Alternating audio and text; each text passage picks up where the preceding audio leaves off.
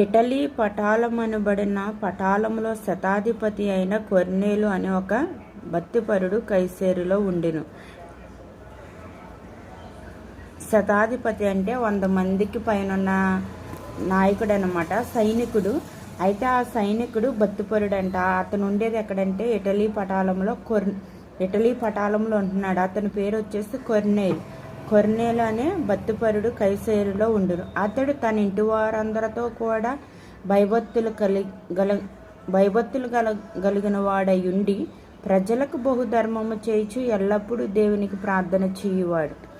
చూడండి, ఇప్పుడు ఈ రోజుల్లో ప్రార్థనకు ఒకరు వస్తే ఒకరు రారు, భార్య వస్తే భర్త రాడు, భర్త భార్య వస్తే పిల్లలు రారు, పిల్లలు వస్తే పెద్దవారు రారు. ఈ రోజుల్లో అయితే అలా ఉన్నాయి. ఆ రోజుల్లో శతాధిపతి అంటే 100 మందికి పైన అధికారి మాట, తను సైనికుడు.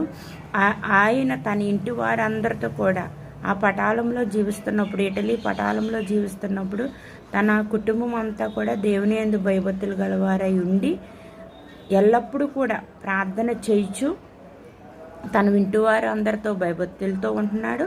అలాగే ఎల్లప్పుడూ కూడా ప్రార్థన చేయించున్నాడు. అంటే ఇప్పుడు ప్రార్థన చేసేవారే లేరు, భయభక్తులు అసలు ఉండట్లేదు. అందరూ కూడా వేషధారణే తప్ప భయభక్తులు కలిగి దేవుని ప్రార్థించేవారు లేరు, ఆరాధించేవారు కూడా లేరు. కానీ ఈ శతాధిపతికి ఏం తక్కువ అండి?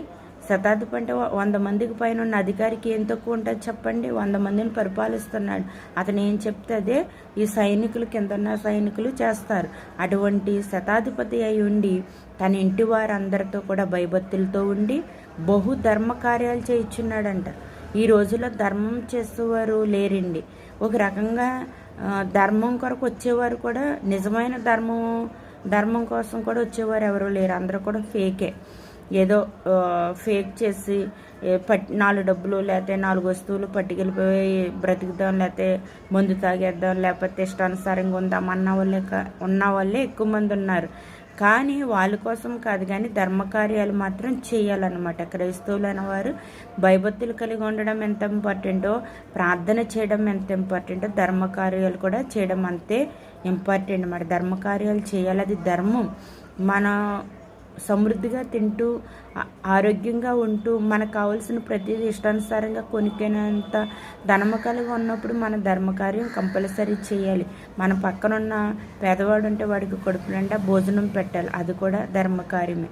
వాడికి మంచి వస్త్రాలు లేవనుకోండి, కొనగలిగి ఉండిస్తే మంచిదే. కొనలేని స్థితిలో ఉన్నప్పుడు మనం వాడిని వేస్ట్గా పడేయకుండా చక్కగా వాడిని వాడుకోమనేసి ఇవ్వాలి, అది కూడా ధర్మకార్యమే.